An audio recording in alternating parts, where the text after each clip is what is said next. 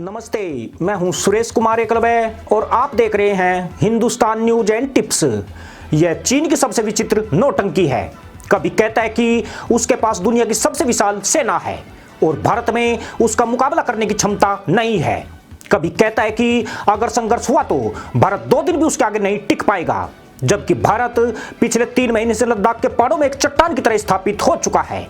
न केवल स्थापित हुआ है बल्कि 1962 में चीन ने जो पहाड़ियां भारत से छीनी थी, चीन उन्हें छोड़कर मोल्डो में भाग गया है। पर चीन है कि अपने मुंह मियां मिट्ठू बन रहा है। वैसे भी योद्धाओं की पहचान बकलोली से नहीं गोली से होती है। जो गोली को देखकर पीठ न दिखाए, सूरवीर वही कहलाते हैं। चीन तो बिना गोली चलाए ही घुटनों पर रेंगता दिख रहा है। ऐसे में रोजाना उसकी बकलोलियों से कान पक गए हैं। बड़ी बात यह है कि भारत ने तो उसे सीरियस लेना बंद कर ही दिया है। दुनिया भी उसे खूंटे से बंधा गधा समझने लगी है, जो एक ही बात की पूंछ पकड़कर चक्कर काट रहा है। यूं भी ऐसे नौटंकी छाप इस तरह की बकलोली करके योद्धा बन जाते हैं। इससे यह भी साबित होता है कि चीन सुपर पावर नहीं लूजर पावर है, जिसमें जिनपिंग से लेकर यांग वी के सबके काबिले ढीले हो चुके हैं। चीनी बकलोली करने में लगे हैं, जबकि भारत ने तजाकिस्तान में अपने लड़ाकू जहाजों को किसी हमले के लिए अलर्ट कर दिया है। तजाकिस्तान में भारत के 2 एयरबेस मौजूद हैं, जिनमें एक आईनी में और दूसरा फारखोर में स्थित है। भारत ने 2010 में आईनी एयरबेस को आधुनिक बनाने के लिए $7 करोड़ खर्च किए थे। यह एयरबेस इसलिए भी महत्व के हैं क्योंकि तजाकिस्तान की सीमा चीन, अफगानिस्तान और पीओके से जुड़ी है। चीन से तजाकिस्तान की 520 किलोमीटर लंबी सीमा लगती है।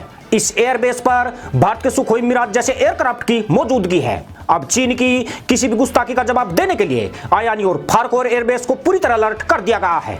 ऐसा आदेश इसलिए जारी किया गया क्योंकि ऐसे खुफिया इनपुट मिले हैं कि चीन 25 सितंबर से पहले एलएसी पर किसी तरह की सीमित कार्रवाई कर सकता है। यह अनुमान इसलिए भी लगाया जा रहा है कि क्योंकि 15 सितंबर के बाद पैंगोंग झील के इलाके में बर्फबारी शुरू हो जाएगी। चीन अगर इस बीच कोई एक्शन नहीं करता है तो चीन की सेना बर्फबारी के दौरान इन इलाकों में नहीं टिक पाएगी।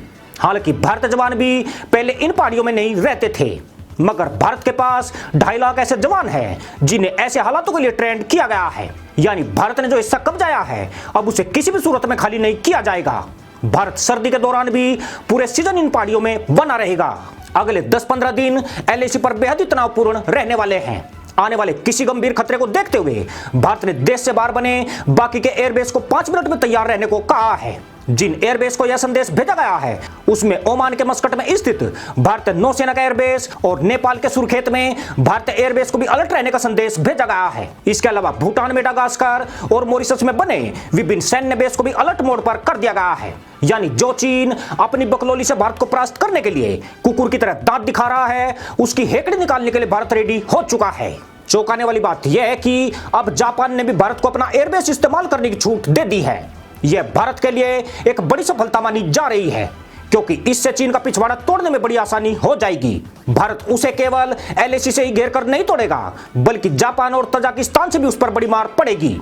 चीन और पाकिस्तान के लिए तजाकिस्तान में भारत की मौजूदगी रणनीतिक दृष्टि से बेहद अहम थी। अब जापान द्वारा भारतीय सेना को अपने एयरबेस की सुविधा देकर उनकी टेंशन और ज्यादा बढ़ा दी है। परसों बुधवार को भारत के रक्षा सचिव अजय कुमार और जापानी राजदूत सुजुकी सतोशी ने समझौते पर हस्ताक्षर किए हैं। इस समझौते के मुताबिक निकट सहयोग के लिए रूपरेखा बनाने, सूचना के आदान प्रदान करने और दोनों देशों के सशस्त्र बलों द्वारा एक दूसरे की सैन्य सुविधाओं के इस्तेमाल की बात कही गई है। बृहस्पतिवार को पीएम मोदी और शिंजो आबे के बीच बातचीत में इस समझौते का स्वागत किया गया। इस समझौते की खास बात यही है कि यह समझौता ऐसे वक्त हुआ है जब सीमा पर भारत और चीन के बीच तनावपूर्ण स्थिति है। इन हालातों में इस समझौते का तत्कालिक लाभ भारत को मिलने जा रहा है, क्योंकि अगर चीन ने कोई भी गुस्ताखी की तो भारत का पलटवार उसकी सारी बकलोली खूंटी पर लटका देगा। यानी चीन की वुल्फ वॉरियर डिप्लोमेसी अब ओहदे मुंह गिरती दिख रही है। भारत उसे लगातार चारों तरफ से घेर चुका है, पर मामला केवल यहां तक नहीं है। चीन को सबक सिखाने के लिए यह भारत की अपनी तैयारी है। इसके अलावा ताइवान, जापान और अमेरिका भी इस तलाश में है कि कब ड्रैगन कोई हरकत करे और उस पर 2-2 हाथ साफ किए जाए। भारत के अलावा इन देशों ने भी अपने हथियार एक ही समय में चीन की ओर तैनात कर रखे हैं। अब अगर सिर्फ भारत ही नहीं, किसी भी देश के साथ चीन ने विवाद भड़काने की कोशिश की तो चीन को बुरी तरह से तोड़ा जाएगा। ताइवान तो पहले ही रेड आर्मी पर बुरी तरह से दांत किटकिटा रहा है। जापान ने भी अपनी मिसाइल और सेना को चीन की ओर बॉर्डर पर तैनात कर दिया है। सेनकाकू द्वीप को लेकर चीन और जापान के बीच तनाव चरम पर पहुंच गया है। जापान के रक्षा मंत्री कोनो तारो ने एक बड़ा बयान देकर चीनियों की पतलून गीली कर दी है। उन्होंने कहा है कि अगर चीन ने सेनकाकू द्वीप पर अधिकार करने की कोशिश की तो वे पूरी ताकत से इसका जवाब देंगे। बड़ी बात यह है कि जापान और अमेरिका में रक्षा समझौता भी है, जिसमें जापान किसी भी समय अमेरिका को अपनी सुरक्षा के लिए कह सकता है। ऐसी स्थिति में चीनियों को केवल सेनकाकू द्वीप पर ही नहीं ठोका जाएगा, बल्कि उन्हें बीजिंग तक घर में घुसकर टांगा जाएगा। अब जिस तरह की बकलोली चीन का अखबार या उसके नेता कर रहे हैं, वे लीडर कम चीयर्स लीडर ज्यादा दिखते हैं, जो अपने ही घर में उछल कूद करके अपनी जनता का मनोरंजन कर रहे हैं। वे समझ चुके हैं कि भारत ने चीन को कूटनीतिक और आर्थिक मोर्चे पर चोट नहीं दी है, बल्कि उन्हें रणनीतिक तौर पर भी बुरी तरह से घेर लिया है। ऐसे में किसी तरह की बकलोली करके खुद को तोपची साबित करने की कोशिशें उनकी इज्जत बचाने में मदद कर सकती है। मजे की बात यह है कि भारत ने इस बार चीन की भाषा और उसके पैतरों को उसी पर देकर मारा है। यानी भारत बातचीत की टेबल से नहीं भागा और लद्दाख की पहाड़ियों में से तो भागने का सवाल ही नहीं उठता था। उल्टा बातचीत की आड़ में भारत ने 1962 में गवाए हेलमेट टॉप, ब्लैक टॉप और मुखपारी की चोटियों को भी फतेह कर लिया। यानी चीन अगर 4 कदम चलकर 2 कदम पीछे लौटता था, इस बार भारत उससे 8 कदम आगे है। अब चीन 2 कदम पीछे हटता है तो भारत उससे 6 गुना फायदे में रहेगा। चौंकाने वाली बात यह है कि भारत चीन के बीच बातचीत कितनी भी लंबी चले, अब भारत इन कब्जाए वाले इलाकों को किसी भी सूरत में खाली नहीं करेगा। रेजांगला से लेकर ब्लैक टॉप समेत दक्षिणी हिस्से की तमाम चोटियां रणनीतिक लिहाज से बेहद ही अहम है। भारत द्वारा इस पोजीशन को हासिल करने से दौलतबाग ओल्डी तक सुरक्षा घेरा काफी मजबूत हो गया है। खास बात यह है कि भारतीय जवानों ने जिन चोटियों को कब्जाया है, अब उस इलाके में कंटीली तारों की बाढ़ लगा दी गई है।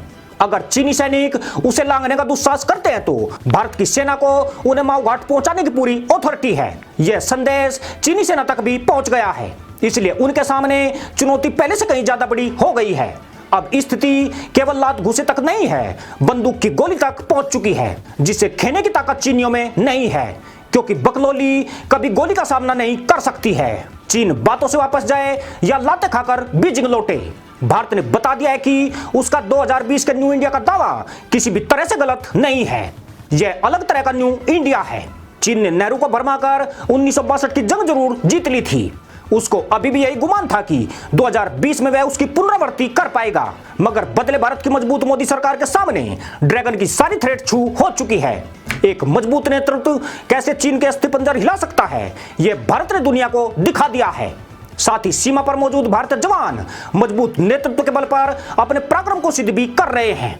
यही भारत है और दुनिया में 2020 के भारत की यही पहचान है।